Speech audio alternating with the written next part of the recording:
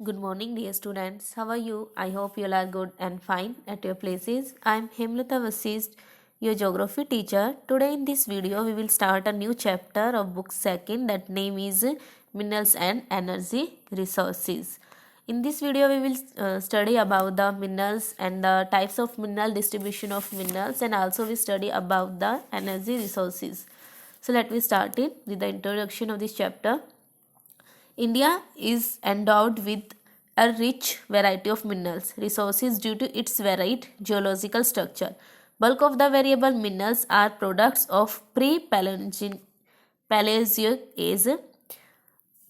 Reference from chapter 2nd of class 11th textbook Fundamental of Physical Geography and are mainly associated with metamorphic and igneous rocks of the peninsula India. अब देखो बेटा, हमारा अगर बात करें हम भारत की, तो भारत जो है वो अलग अलग जो रिच वेराइटीज़ ऑफ मिनरल से काफ़ी ज़्यादा संपन्न है बेटा। यहाँ पर बहुत सारे जो मिनरल्स है, जो खनिज हैं, वो पाए जाते हैं।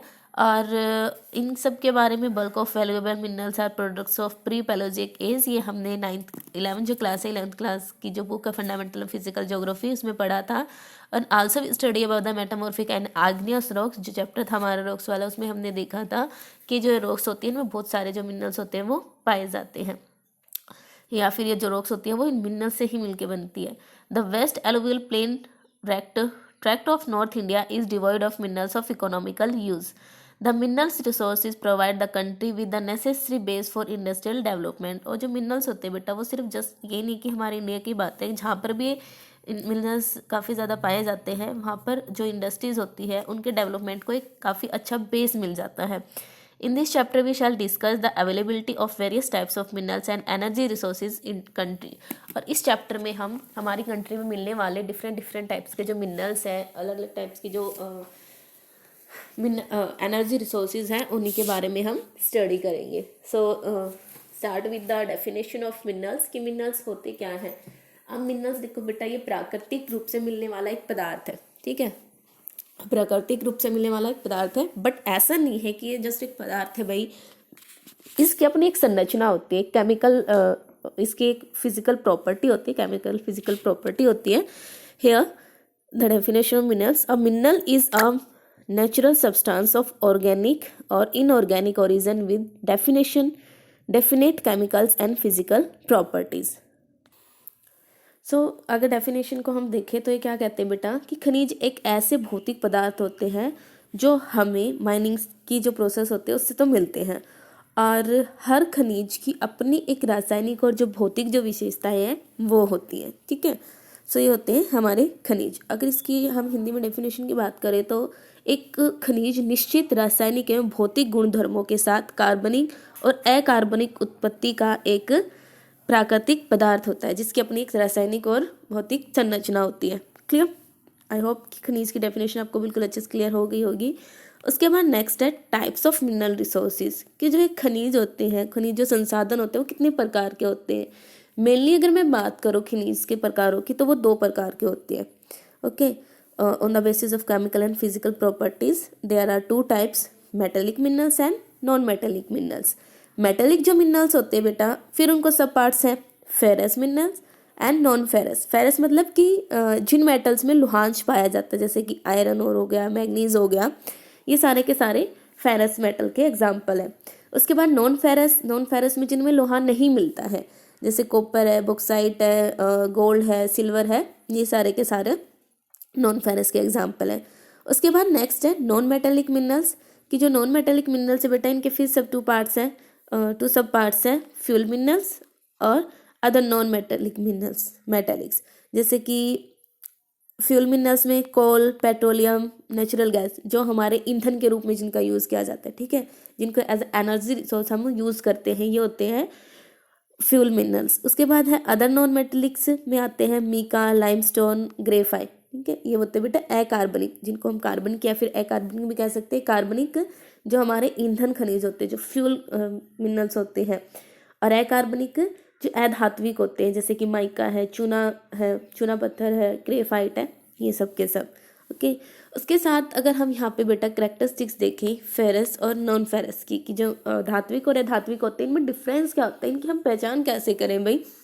मिनरल्स तो है ही, लेकिन कैसे पता चले कि भाई वो धात्विक है धात्विक है। सो सबसे फर्स्ट तो इनमें क्या डिफरेंस है कि इनको जब मेल्ट किया जाता है एक मेल्टिंग पॉइंट पर, तो जो जब इनको मेल्ट करते तो इनसे बेटा हमें धातु मिल जाती है, ठीक है, फेरस जो है उनसे हमें धातु, मेटेलिक जो मिनरल्स हैं उनसे हमें धातुएं मिल जाती हैं। नॉन मेटेलिक से हमें धातु नहीं मिलती है। इनमें जैसे कि चूना हो गया, पत्थर हो गया, डोलोमाइट हो गया, फॉस्फेट, जिप्सीम, मैग्नेसाइट, ये सारे के सारे अधात्विक जो नॉन मेटेलिक जो मिनरल्स हैं उनके एग्जाम्पल हैं। उसके बाद अगर सेकंड डिफरेंस देखें तो ये काफ़ी ज़्यादा हार्ड होते हैं और ये शाइनी होते हैं, ठीक है। मेटेलिक जो मिनरल्स होते हैं वो चमकीले भी होते हैं और काफ़ी ज़्यादा कठोर भी होते हैं। दूसरा, अगर देखें हम नॉन मेटेलिक मिनरल्स की, तो ये ज़्यादा शाइनिंग नहीं होते हैं। हाँ, हार्ड हो सकते हैं भाई, क्योंकि अगर इसके हार्डेस्ट पॉइंट की बात करें तो हीरा जो है, डायमंड है, वो सबसे अच्छा एग्जाम्पल है हार्डनेस का, बट वो मेटल नहीं है, ठीक है। उसके बाद अगर हम बात करें नेक्स्ट डिफरेंस, तो जो मेटेलिक मिनरल्स होते हैं वो मोस्टली एग्नियस रॉक्स में मिलते हैं, जबकि जो नॉन मेटेलिक होते हैं वो बेटा मेटामॉर्फिक्स में मिलते हैं, परतदार जो चट्टानें होते हैं उनमें पाए जाते हैं, कांतरी चट्टानों में मिलते हैं। उसके बाद इनको पीटने पर ये पतली चादरों या फिर तार में कन्वर्ट हो जाते हैं, बट जो नॉन मेटेलिक मिनरल्स है वो चूरा बन जाते हैं। इनमें ऐसा ये किसी भी लाइक चोट को नहीं सहन कर पाते, बिल्कुल टूट के चूरा बन जाते हैं, ठीक है। उसके बाद नेक्स्ट है, यही डिफरेंस बता रखा भाई, लेकिन उसके साथ साथ जो मिनरल्स है उनके कुछ करेक्टरिस्टिक्स है। Minerals have certain characteristics, they are unevenly distributed over space. ये पूरे ऐसा नहीं है कि भाई एक ही जगह पर सभी टाइप्स के मिनरल्स मिल जाते हैं, या फिर जहाँ पर मिनरल्स मिलते हैं उनकी क्वालिटी काफ़ी अच्छी होती है, नहीं, ये अनइवनली डिस्ट्रीब्यूटेड, असमान से ये फैले हुए हैं, असमान वितरित है, इनका कोई क्षेत्रीय वितरण समान नहीं है। Second, there is inverse relation in quality and quantity of minerals. अब यहाँ पे ना इनकी जो क्वालिटी होती है, मतलब एक दूसरे इनवर्स होता है, अपोजिट रिलेशन होता है कि अगर हाई क्वालिटी है, ठीक है, क्वालिटी हाई है मिनरल्स की, तो उनकी क्वांटिटी लो होगी, अगर क्वांटिटी हाई है तो उनकी क्वालिटी लो होगी, तो एक दूसरे के इनवर्स रिलेशनशिप में मिलते हैं। And the third main characteristics is that all minerals are existable over time. मतलब क्या कि समय के साथ बेटा जो ये संसाधन, जो ये खनिज है वो कैसे हैं, एग्जिस्टेबल है, यानी कि वो ख़त्म भी हो सकते हैं। These take long to develop geologically and they cannot be replenished immediately at the time of need। और कुछ जो मिनरल्स हैं वो ऐसे होते हैं कि जिनको एक बार यूज़ करने के बाद उनका दोबारा यूज़ नहीं किया जा सकता और उनके बनने में काफ़ी ज़्यादा टाइम लग जाता है। तो इनका जो कंजर्वेशन है वो काफ़ी ज़्यादा ज़रूरी हो जाता है। इनका जो मिस यूज़ है बेटा उनको रोकते हुए हमें इनका यूज़ करना चाहिए, ओके। उसके बाद नेक्स्ट है distribution of minerals in India, कि भारत में जो मिनरल्स है वो किस तरीके से फैले हुए हैं। यहाँ पर अगर जब हम डिस्ट्रीब्यूशन करेंगे तो मेनली इंडिया को 3 मेन बेल्ट्स में डिवाइड किया गया है, देख लेते हैं अभी। Most of the metallic minerals in India occur in the peninsula plateau. Mostly जो मिनरल्स है बेटा वो कहाँ पर मिलते हैं, पेनिनसुला प्लेटो में मिलते हैं, प्रायद्वीपीय पठार में। Over 97% of coal reserves occur in the valley of Damodar. 97% जो कोल रिजर्व्स है बेटा, जो कोयले की जो खाने हैं वो दामोदर, सोन, महानदी और गोदावरी जो वैली है, नदी घाटियां हैं, वहां पर पाई जाती है। Petroleum reserves are located in the sedimentary basins of Assam. और पेट्रोलियम जो रिजर्व्स है वो कहाँ पर है बेटा, Assam, Gujarat, Mumbai High. Offshore regions in the Arabian sea. New reserves have been located in the Krishna, Godavari and Kaveri basins. और पेट्रोलियम के जो नए रिजर्व्स है वो कृष्णा, गोदावरी, कावेरी जो बेसिन्स है, जो नदी घाटियां हैं, वहाँ पर पाए गए हैं। Most of the major mineral resources occur to the east of the line linking Bengaluru and Kanpur. Minerals are generally concentrated in 3 broad belts in India. अब देखो बेल्ट्स क्या होती है, बेल्ट्स एक रीजन होता है, ठीक है, जहाँ पर जो मिनरल्स होते हैं, मिनरल से काफ़ी ज़्यादा धनी संपन्न जो रीजन होता है उसको कहा जाता है बेल्ट्स। तो यहाँ पे 3 बेल्ट्स में डिवाइड किया गया है। फर्स्ट है the north eastern plateau region, okay. First the north eastern plateau region, ये काफ़ी ज़्यादा यहाँ पर मिनरल्स मिलते हैं बेटा। अगर हम देखें तो मोस्टली जितनी भी आयरन एंड स्टील इंडस्ट्रीज हैं वो यहीं पर ही डेवलप हुई हैं, क्योंकि ये जो रीजन है वो मिनरल्स के व्यू से काफ़ी ज़्यादा रिच है। दिस बेल्ट कवर्स छोटा नागपुर। अब देखो कौन कौन से रीजन्स आते हैं इस बेल्ट में, Jharkhand, Odisha Plateau, West Bengal and parts of Chhattisgarh. Have you ever thought about the reason of major iron and steel industry being located in this region? because this region is very rich from variety of minerals. It has variety of minerals with iron ore, coal, manganese, bauxite, mica, हर तरीके के यहाँ पे resources जो minerals हैं वो पाए जाते हैं और काफ़ी ज़्यादा मात्रा में मिलते हैं। इनकी क्वालिटी और क्वांटिटी दोनों ही काफ़ी अच्छी होती है। इस वजह से ये रीजन इंडस्ट्रियल व्यू से काफ़ी ज़्यादा डेवलप भी हुआ है, बहुत सारी इंडस्ट्रीज़ यहाँ पे एस्टेब्लिश हुई हैं। उसके बाद है the south western plateau region. This belt extend over Karnataka. अब देखो ये कहाँ तक है ये belt? Karnataka, Goa, continuous Tamil Nadu, upland and Kerala.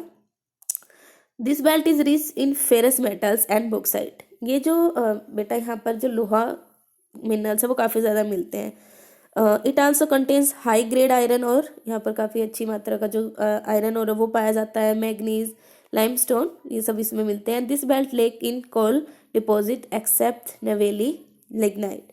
This belt does not have an diversified mineral deposit as a northeastern belt. Kerala had deposits of monazite and thorium, bauxite, clay. Goa has rich ore deposits.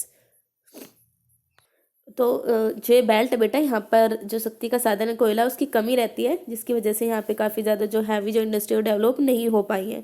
उसके बाद next है the north western region.